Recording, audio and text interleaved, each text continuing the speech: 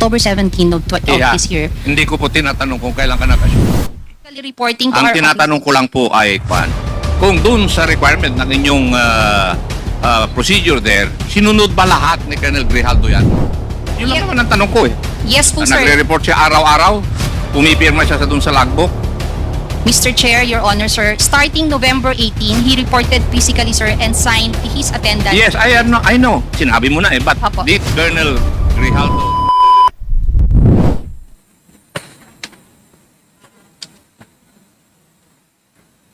Ayoko na po sana ngang magtanong tungkol dito. But, Mr. Chairman, the last time that he appeared in this Congress was more than a month already.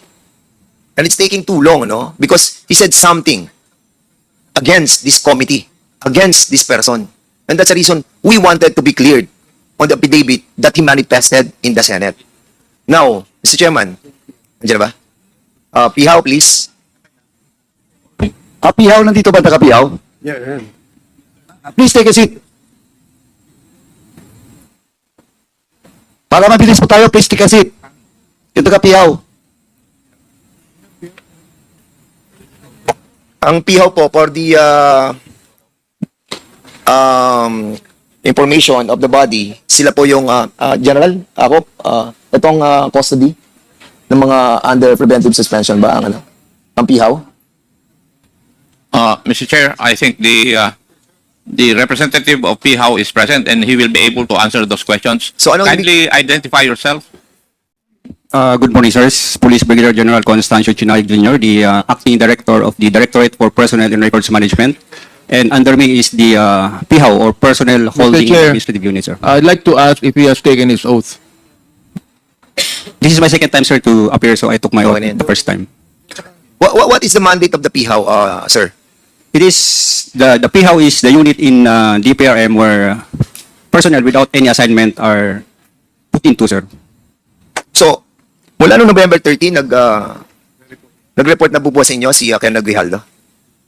He reported November 18, sir. November 18. November 18. Opo. Pero the procedure of the pihaw is what? You have to report what, daily? Yes, sir. They should be physically accounted, especially when we were cautioned because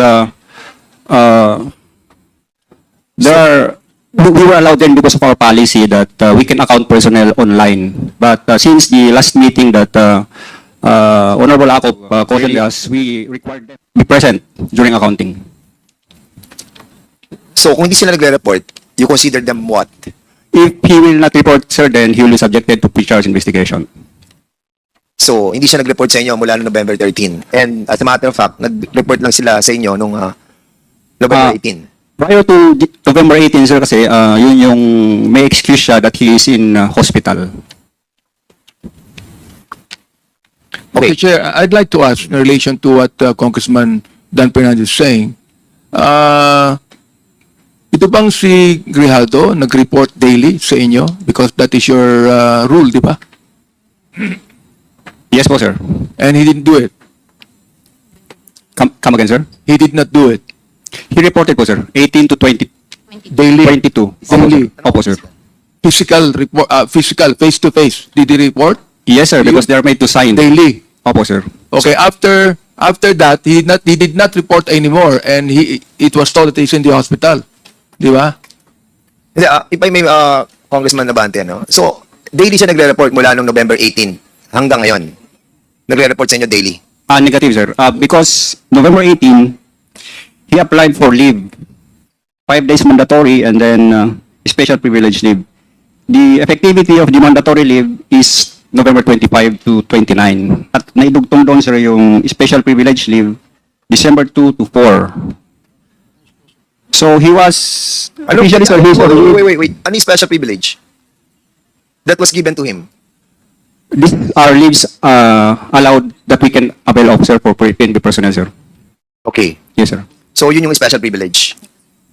Opo, sir. Sige, Congressman na. Mr. Chairman, Mr. Chair, Mr. Chair, you know, I've always maintained my silence over the accusation of Colonel Grijaldo on this because I do not anymore want to belabor what he said in the Senate. Because anyway, the people watching to us right now, does not believe in his lies to us, no? Pero the thing is, he must appear. He must appear here and tell us about these accusations to us. Oo, kami naman, Mr. Chair, we are willing to inhibit ourselves while he is here being asked by the Quadcom. Oo. So my name was one of those mentioned with Congressman Dan Fernandez that we pressured him to tell a lie. Oo. And his lie is brazen, Mr. Chairman. So, I'd like to find out what we're going to do with Colonel Grijaldo, realizing that he has not appeared here 3 times with the excuse that he has been in the hospital and confined, Mr. Chair. Sa akin nandiyan, Thank you. Mr. Colonel Grijaldo. No? Mr. Chairman, Let me allow the chair first to rule on the motion. The parliamentary status is that there is a motion that the House physician be directed to call on and visit Colonel Grijaldo and ensure that indeed, one, he needed confinement in a hospital. 2, that indeed he is suffering from a certain medical condition.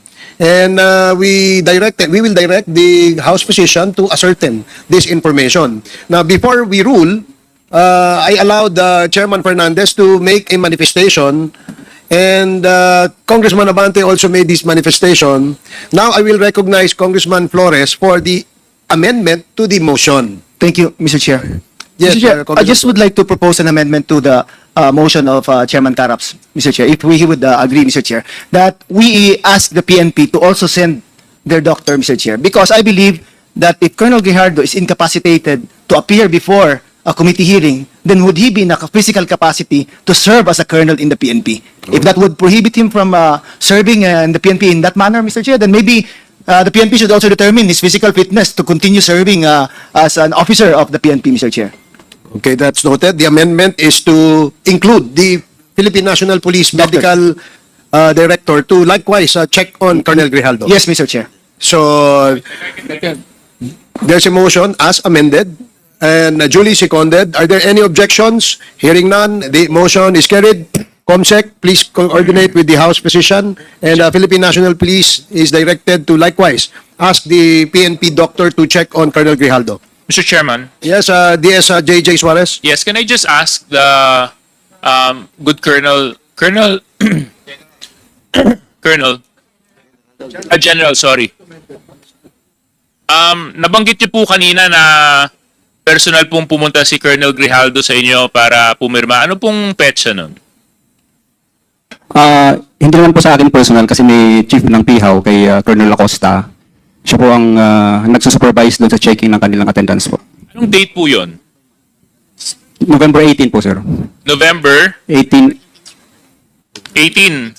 So kung Tama November 18 po yon, that would be around more or less Yes po, sir. a week or so ago. To 22 siya nag- Mr. Chairman, the reason why I asked is because dito po sa unang sulat ng kanyang abogado, ang sinabi po niya dito ay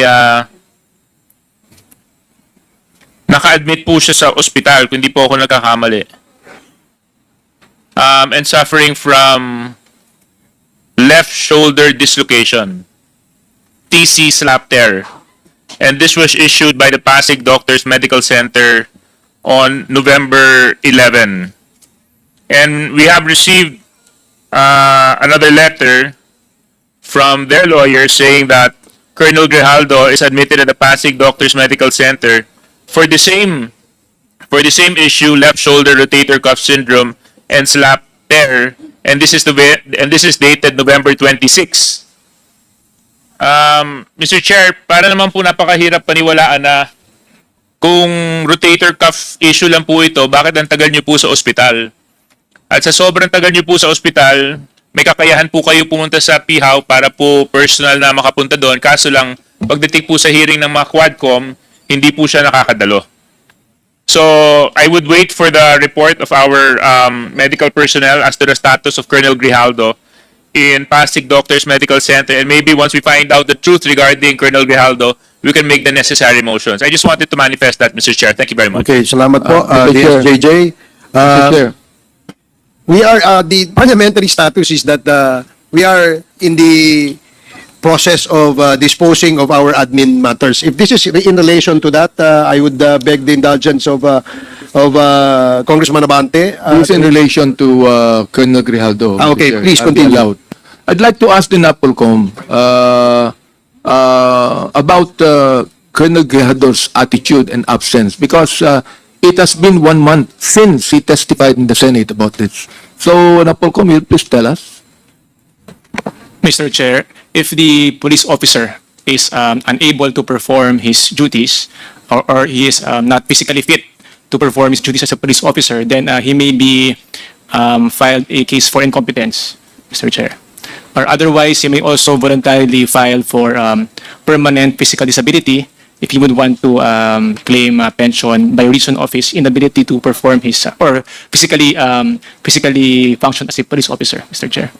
You're saying, NAPOLCOM, that he can be charged with incompetence, that's what you're saying? If he is no longer able to perform physically his functions, Mr. Chair, then that is a possible ground. He's trying to hide, Mr. Chair. He's trying to hide from this committee. Of course, he cannot run in this committee's investigation, even if he tried to hide. He might even be watching and listening right now. We do not even know.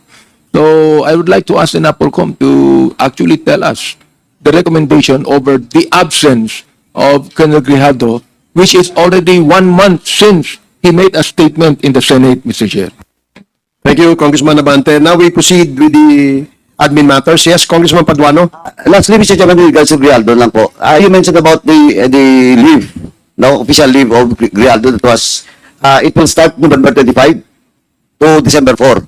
Tama po, sir. Okay, so that will be 9 days because of that special leave na 4, 3, 2 to 4. Tama? 8 days po, sir. 8 days, okay. Now, please, General, mamaya na po yan. Please submit to this committee that official document that indeed you allow Colonel Grijaldo to have an official leave for 8 days. That's number 1 po. How about the previous medical certificates or medical checkups that was made by Grijaldo? Did we inform the police or the PIAO? Yes, Your Honor. You have the documents for him Sure. to request letter? Wag niyong i-antidate, ha?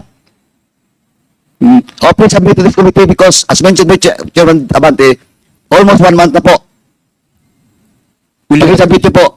Then the motion that was made, amended motion by Congressman Flores, yung medical officer niyo po, dapat i-check siya.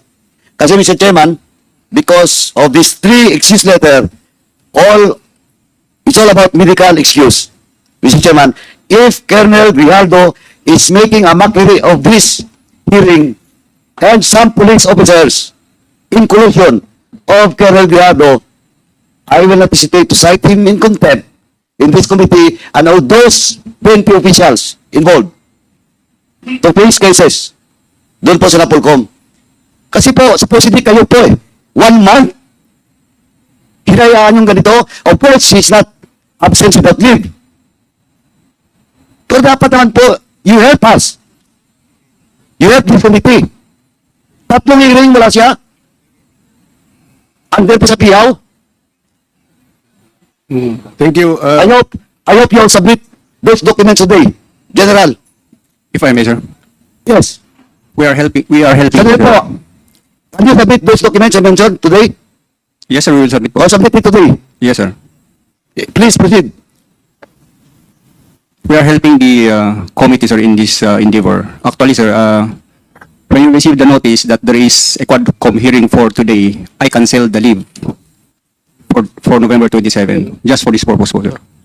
You cancel what? The leave po, sir. Your leave? No, sir, the leave of Colonel Grijaldo. Also, you cancel all the leaves. Only for this November 27 po. So, he's not on leave. He's not, sir, because he... Okay, now, General, you check.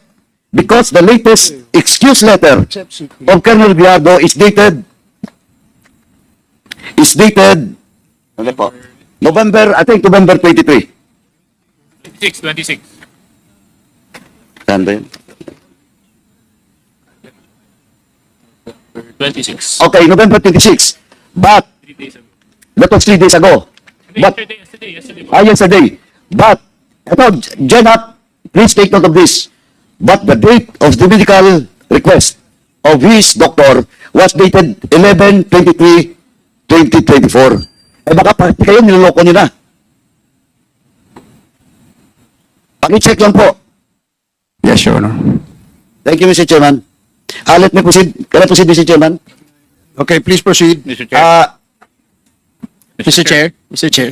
With the indulgence of Congressman Caraps Paduano, Congressman Nakop, and then is this in relation to the admin Yes. matters that we are discussing? Yes, the current matter po. After Congressman Nakop. Thank you, Mr. Chair. Congressman Nakop, you're recognized.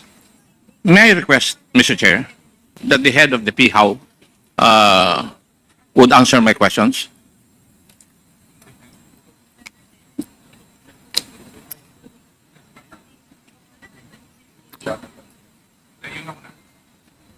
Good morning, Mr. Chair. Good morning, Your Honor. Good morning. Iha, ano po ba yung rules sa PHAW regarding officers assigned there without any official assignment? Are they supposed to report there every day? Your Honor, Mr. Chair, when I assumed as the Chief PHAW last October 17 of Iha, this year, hindi ko po tinatanong kung kailan ka nag-assume. yes, sir. Ang tinatanong ko, ano po yung batas po ninyo sa PHAW tungkol doon sa mga opisyal na walang assignment na na-assign po dyan? Yes, sir. Ano po yung rule ninyo? Are they supposed to report there daily? Sir, pursuant to PNP Memorandum Circular Number 2024-001, dated January 10, 2024, it states here, sir, Mr. Chair, Your Honor, if I may read.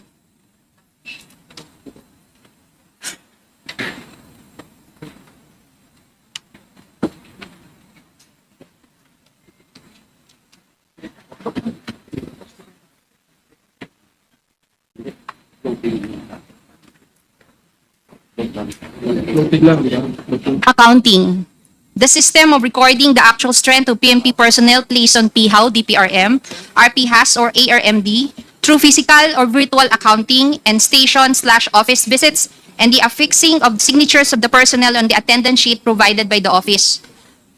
Sir, effective November 11, sir, when TDPRM, Police Brigadier General Chinayog, issued a memorandum that starting November 11, it will start the physical accounting of all PHAW personnel, sir.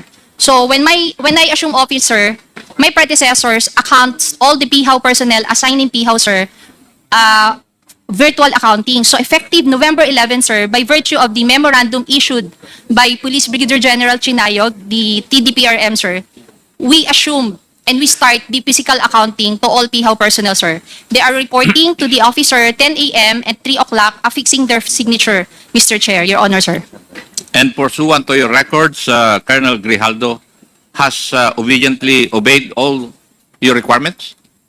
May I Since know kung siya po ay religiously, sinunod po yung inyong directive na yan, na nag-report siya daily?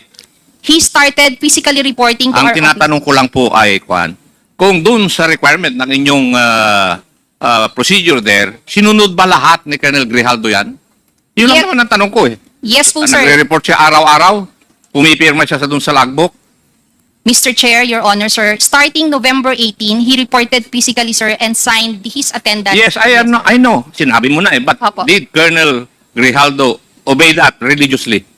And yes, Your Honor, Mr. Chair, from November 18 to November 25, Mr. Chair. At to November 22, sorry, Mr. Chair, Your November Honor. 22? Yes, sir. From Monday, November Yung 18. November 11, nung lumabas yung directive, He was not around, Mr. Chair, informing us that he's still admitted in the hospital, Mr. Chair, Pasig Doctors Medical Hospital, Mr. Chair. okay. Now, yung pagre-report niya, naka-logbook po kayo. Please submit to this committee yung logbook na pinipirmahan niya. Yes, Mr. Chair. Thank you. Your Honor. And did he ask, may I know your protocol also kung ang isang officer ng PNP ay mag-avail ng medical services? Ano po yung protocol nun? Pardon, Mr. Chair, Your Honor. What is the protocol of the PNP para sa isang opisyal na mag-avail ng medical services? Kagaya ni Colonel Grijaldo, bigla na lang nagpa-confine. The hospital that he is admitted, Mr. Chair, Your Honor, is a private hospital or a government hospital in Pasig City. He did not went to the PNP General Hospital to seek medical Hindi. treatment, Mr. Oh, Chair. so your protocol does not require na pag mag-avail ng medical services isang police officer, hindi niya i-inform yung unit niya. Mr. Chair, considering that when he was admitted, it's still a virtual accounting. He did not inform us that he was admitted or confined. It will only come to our attention when we directed him a notice to explain last November 7, Mr. Chair, when he was absent during the November 17 joint Quadcom committee, Mr. Chair. Your Honor. Marami pong salamat. Mr. Chair, the situation is this. We have issued a show cause order to Colonel Grijaldo for being absent in the last October 22 hearing. So we issued a show cause order, and the answer of the lawyer of the Colonel Grijaldo was that he was confined, so he was not also able to attend the November 7 hearing that we conducted. Now, November 27, he's not around with a medical reason, the same as his excuse in the November 7 hearing. That is the situation, Mr. Chair. Thank you. Thank you, Congressman Ako, for that information. So, Mr. Chair, Mr. Chair. Mr. Chair, as I stated earlier, after Congressman Ako, it is Congressman PM Vargas. This is in relation to Yes, the yes, Mr. Chair. Grijaldo 30 issue. seconds lang, Mr. Chair. Okay, okay, please, you're recognized. Yes, thank you, Mr. Chair. Narinig ko kasi yung rotator cuff syndrome. No, on September 18, 2024, kung nakikita niyo ako dito, nakasling ako, I didn't have a syndrome. I had a torn rotator cuff and I had my surgery in September 18, 2024. On September 19, nakalabas na ako ng ospital. Okay. So this is elective surgery. 'Di ba? Ngayon, kung talagang kung talagang ang rotator cuff syndrome ay matindi, yung sa kanya, we can recommend for complete disability retirement. 'Di ba? Kasi may annual check-up ang mga pulis. So kung may annual, andito yata yung NAPOLCOM, pwede nilang gawin 'yan at pwede nating i-recommend ang ganun kung ganun kalala. Pero based on my experience, 5 ang screw ko sa balikat ko ngayon, torn rotator, torn bicep, frozen shoulder, pero 1 day lang, pinalabas na ako ng ospital. Okay. Thank you. Thank you, Mr. Chair. Thank you for that information. We will take note of the information shared by Congressman Vargas, and we will forward this to the medical director of the House of Representatives so that when he visits and confirms the confinement of Colonel Grijaldo, he can discuss this with his personal doctor. Yes, Congressman Abante. being the chairman of the Committee on Human Rights, on the basis of a humanitarian attitude, I am willing to let him borrow my wheelchair. Mr. Chair, for him to be allowed to be here. In fact, mayroon na ako ditong gamot niya, sapagkat mayroon din akong pain, yung tramadol and paracetamol, mayroon ako dito, Mr. Chair. Mayroon din akong diclofenac spray. So, for humanitarian purposes, I am willing to give him my wheelchair and all of the medicines needed for him to attend here. Thank you for your generosity, Congressman Abante. Now we will proceed with the discussion on the admin matters. Please proceed. Thank you, Mr. Chairman. Sa PIAW na po, before I proceed, no? Pakisubmit din po yung pakicheck nyo rin po yung confinement niya. Na sinasabi niya yung date na yon. Yes, Mr. Chair, Your Honor. Thank you. Now, Mr. Chairman, you have been received a copy of the excuse letter coming from Ms. Cassandra Ong, and attached is the recommendation of our medical and dental service in the House, signed by Luis Jose Bautista, Doctor, Director 2. Now, allow me to read the last part of the letter, Mr. Chairman. The patient reported persistent symptoms, including sore throat, mild cough, and middle back pain. We recommend continuing the prescribed medication and management plan for at least 1 more week. So with this, Mr. Chairman, mismo na po yung medical officer natin na nag-recommend. So the excuse of Ms. Cassandra Ong is granted, Mr. Chairman. Now, next, Mr. Chairman, we haven't received a copy of a letter coming from for Ms. Alice Go.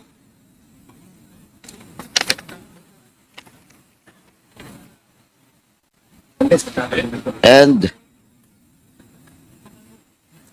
may hearing po si Alice Go on November 28 and 29, 2024.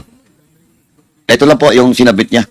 But today is November 27. Yeah, today is November 27. Comsec, ano pa ba yung invitation na bang status dito kay Go? Yes, sir, invitation. Also, Mr. Chairman, Sir, according to the court, she has a hearing today, okay. but she will be available on 28 and 29. why he's not available today? She has a hearing, sir. Court Hearing. Yes, sir. Pero 28, 29 ang hearing, di ba? That's the Nakalagay time. dito? She is available on that days. Okay, On those days. please, ano na lang po, please check doon sa branch. No? Yes, sir. Yes, Branch of court. Kung talagang may hearing, and the presence of Miss Alice Go is there. Please. Yes, sir. Comsec. Thank you.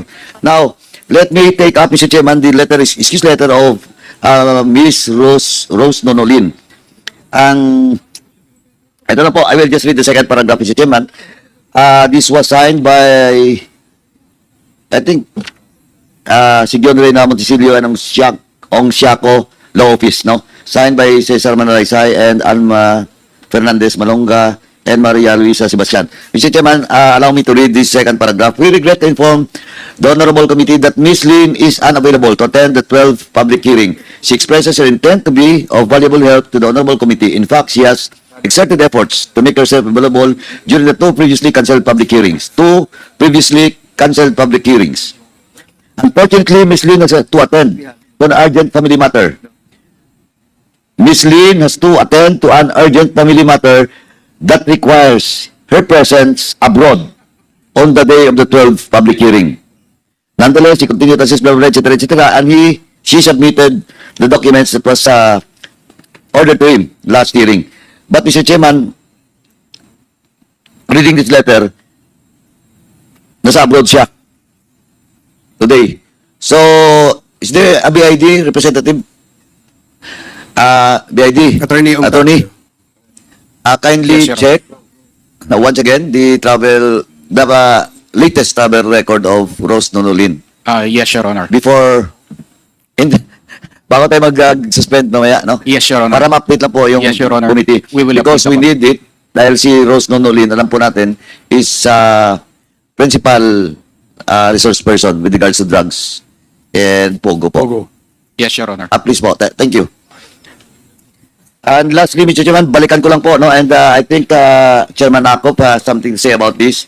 The excuse letter from Attorney Mans Carpio. But before, Mr. Chairman, I will leave my time to Chairman Akop. Let me just once again reiterate that the COMSEC did not send an invitation to Congressman Pulong. But we only, the motion last time by this representation was to send a notice of the hearing, no? Para po malinaw, baka mamaya gagamitin namang issue yan against this committee. Thank you, Mr. Chairman. I will leave my time to Chairman Ako with regards to the excuse letter of Attorney Mans Carpio. Chairman ako? Thank you, Mr. Chair.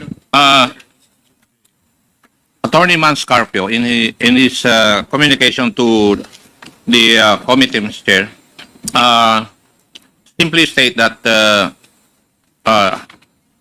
he wants to be excused simply because he has filed criminal complaints against Mr. Jimmy Guman in the office of the Ombudsman, office of the City Prosecutor, Quezon City, and later at the office of the Provincial Prosecutor of Pampanga. And he cited numerous cases decided by the Supreme Court supporting his position, Mr. Chair. And but I think, Mr. Chair, it is up for this committee whether we will accept ito pong excuse ni Attorney Manscarpio. Thank you, Mr. Chair. Thank you, Congressman Ako. Perhaps we can defer the decision of the committee on the letter of Attorney Mans Carpio before we adjourn this committee hearing today.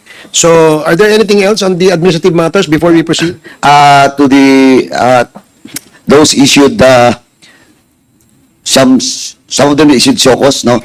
to submit to the required documents with this committee. But before that, may I ask the COMSEC, yung letter ba natin kay Attorney Carpio is just an invitation? Yes, sir. Hindi pa siokos? Not Thank you, COMSEC. Now, let me proceed, Mr. Chairman. We have ordered Mr. Paul Gutierrez to submit to this committee news articles he has written about Mr. Jimmy Guban. And until now, he's not yet submitted such document or such news report or article, Mr. Chairman. So with that, Mr. Chairman, I move to issue a SOCOS order with regards to these news articles being required to Mr. Paul Gutierrez, Mr. Chairman. So move. There's a motion to issue a show cause order on Mr. Paul Gutierrez's articles regarding Mr. Jimmy Guban, and it was duly seconded. Are there any objections? Hearing none, the motion is carried. Thank you, Mr. Chairman. Let me proceed with the next. He committed to submit his SALN, no, from 2008 to 2021. But until now, has not submitted such documents. At the same time, he has not sent us a letter of excuse, whatever, to explain why he has not submitted such document. And with that, Mr. Chairman, I move to issue a subpoena dos STECOM with regards to the statement of asset and liabilities and net worth for the years 2008 to 2021 of retired SPO4 Sanson Sani Binaventura. So move, Mr. Chairman. There is a motion to issue a subpoena duces tecum Dos STECOM, Mr. Chairman. in relation to the documents promised to us by Mr. Sani Benaventura. And any second? Any second? Second, Mr. Duly Chair. seconded. Any objections? Hearing none, the motion is approved. Lastly, Mr. Chairman, for the LRA. Nandito ba yung LRA? LRA? Oh yes, there. RD, wala ba yung head of office nyo? National? Please take na lang po. Take a seat. Pinapako yan.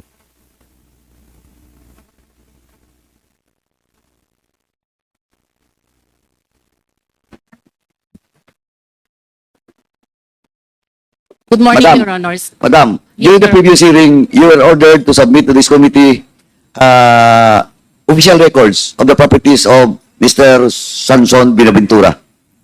Have you complied? Attorney Paulo Tamayo was the representative at Or where is he? Please, Yes, Attorney sir. Tamayo.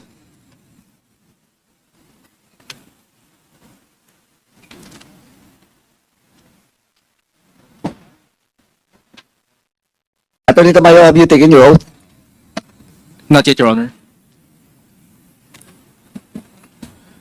Is this the first time you have attended this committee hearing? It's not the first time, Your Honor, but however, Your Honor, I haven't taken my oath yet So- in previous hearings, Your Honor. Sir, can COMSEC please administer his oath?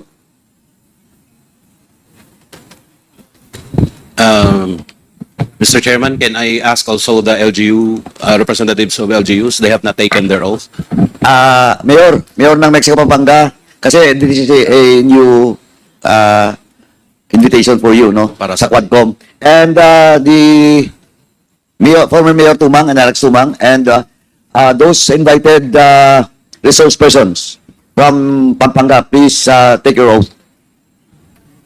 Yes. Okay. Okay, please raise your right hand. Do you swear to tell the truth, the whole truth, and nothing but the truth in this public inquiry, so God may help you?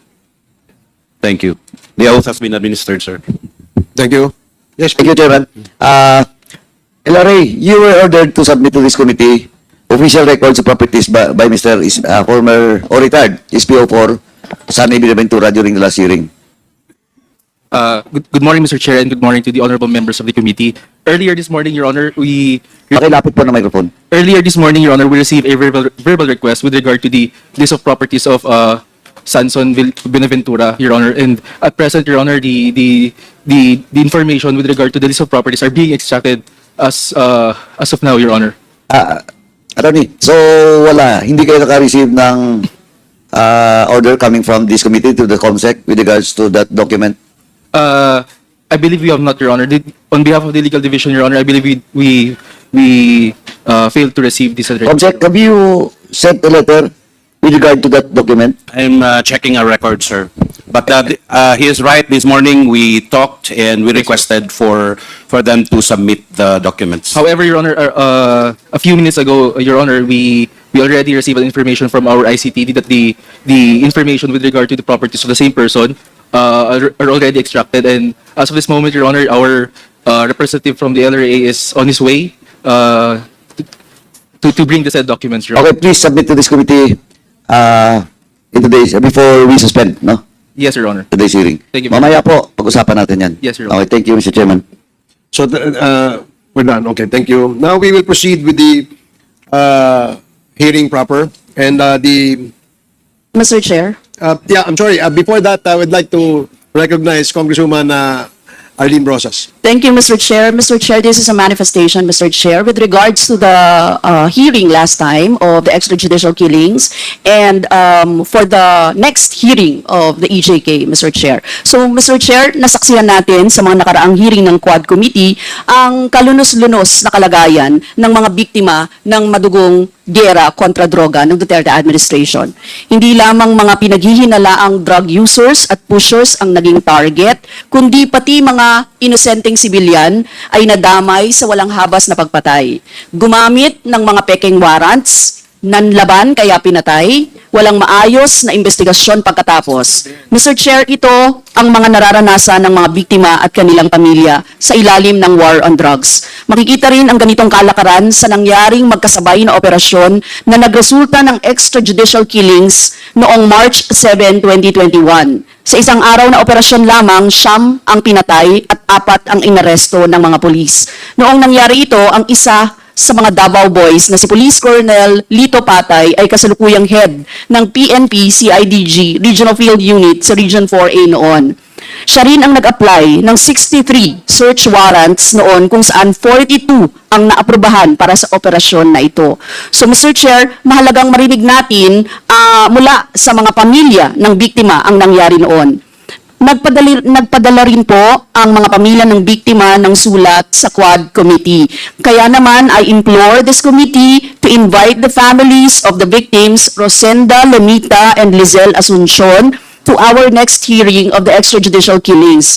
And also, Mr. Chair, to invite the perpetrators, those who can be identified, Mr. Chair. I believe, Mr. Chair, that copies of letters and documents were already sent to your respective offices as chairpersons of the Quad Committee, Mr. Chair. Kilala po itong issue na ito as Bloody Sunday Massacre, Mr. Chair. Thank you. Okay, salamat po, Congresswoman Brosas. Yes, pagka tinalakay po natin ang usapin tungkol sa extrajudicial killings sa ating mga susunod na mga pagdinig, ay iimbitahan po natin ang mga taong nabanggit ninyo. Yes, Mr. Chair. Inquire ko lang, Mr. Chair, kasi we would like to for it to be included, yung mga names ngayon sa admin matters, so that by next hearing, Mr. Chair, ready na po na maimbitahan natin or nandito na yung mga witnesses, Mr. Yes, Chair. at the moment we are in, the committee just received a letter coming from the families of the victim. And in their letters, they are requesting for an audience with the committee. And we have been discussing that. And perhaps in the next Quadcom hearing on the topic of EJK, we will invite them and we will send invitations ahead so that they can make the necessary preparations. Thank you very much, Mr. Chair. Maraming salamat. Maraming salamat po. Yes, Congressman Karap.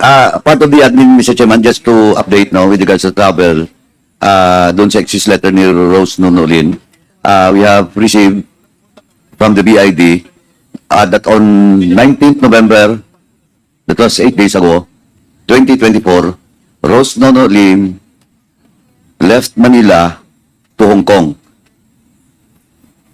Pal siguro to, Philippine Airlines, kasi PR 310, no? So, 19 po, BID, hanggang ngayon hindi pa na ba nakabalik? Wala pang return? BID, wala. Mamaya po, Mr. Chairman, mamaya na lang po natin tanungin BID. Okay. Thank you, Mr. Chairman. Okay, salamat, Congressman Paduano. Now, we will proceed with the first part of the hearing is the presentation of the report of the PIDEA to the Quadcom. May kaugnayan po ito dun sa drug situation na dito po sa ating bansa. So, PIDEA, are you ready with your presentation? Yes, Mr. Chair, Your Honor. Okay, please proceed. While you're doing your presentation, everybody's invited to have your lunch, courtesy of DSJJ Suarez. So please enjoy the lunch hosted by DSJJ. Ito ating dapaw.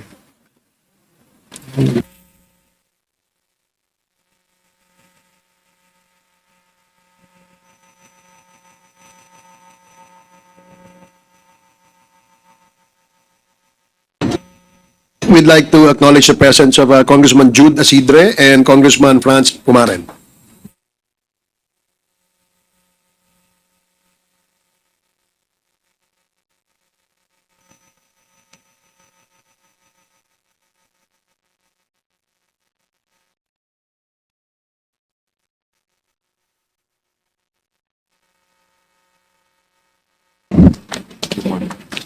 Mr. Chair, Your Honors, good morning.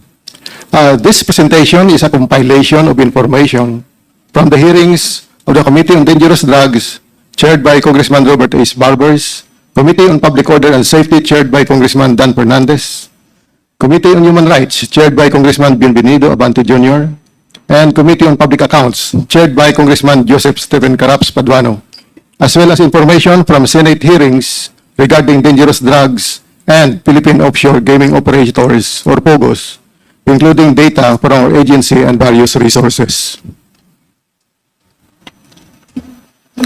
Our investigations began when 560 kilos of shabu worth 3.6 billion pesos were seized in a joint operation of the National Bureau of Investigations, Bureau of Customs, the National Intelligence Coordinating Agency, and the Philippine Drug Enforcement Agency in Mexico, Pampanga, in September 24, 2023.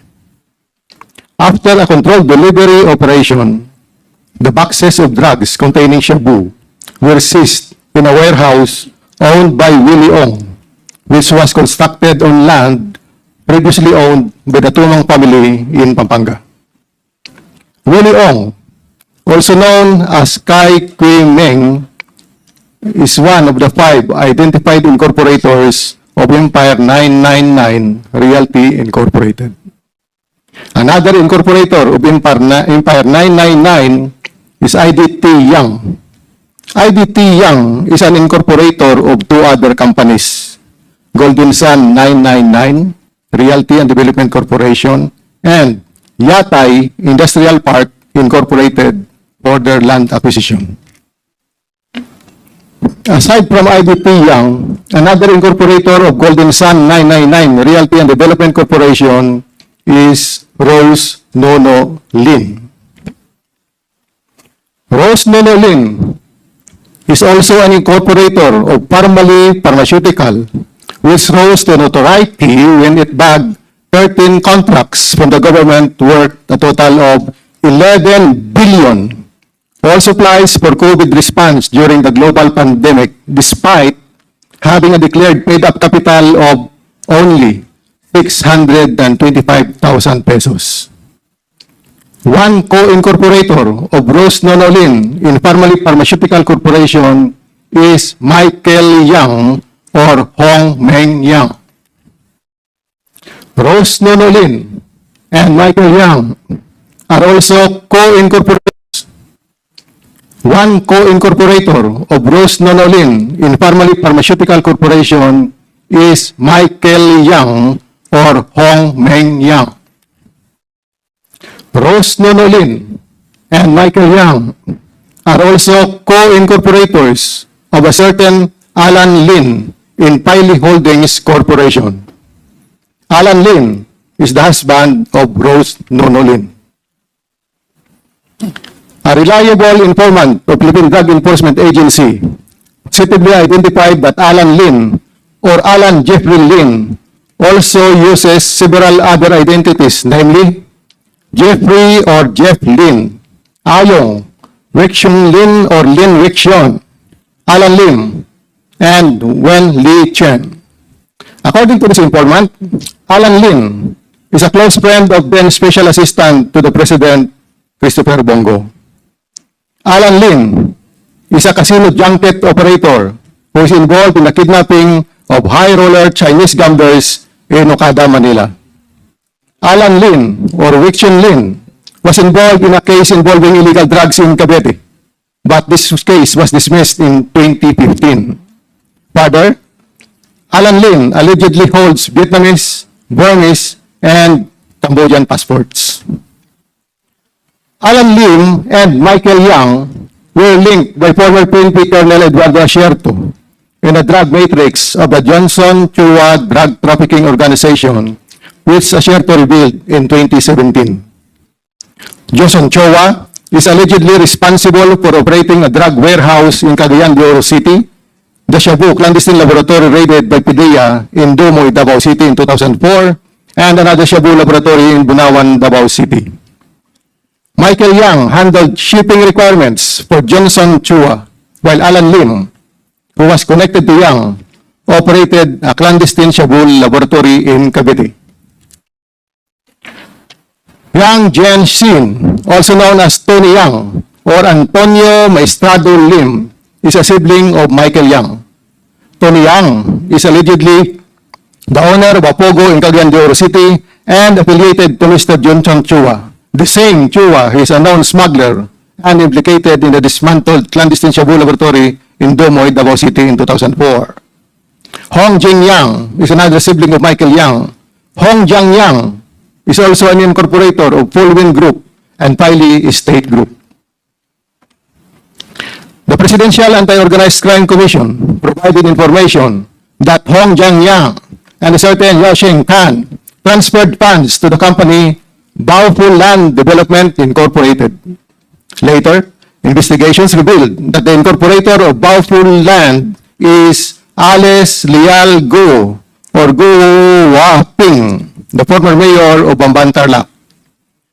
Baoful Land Development Incorporated is the real estate company that leased its compound to the Pogo licensee Hongxing Gaming Technology Incorporated, later renamed Zun Yuan Technology Incorporated.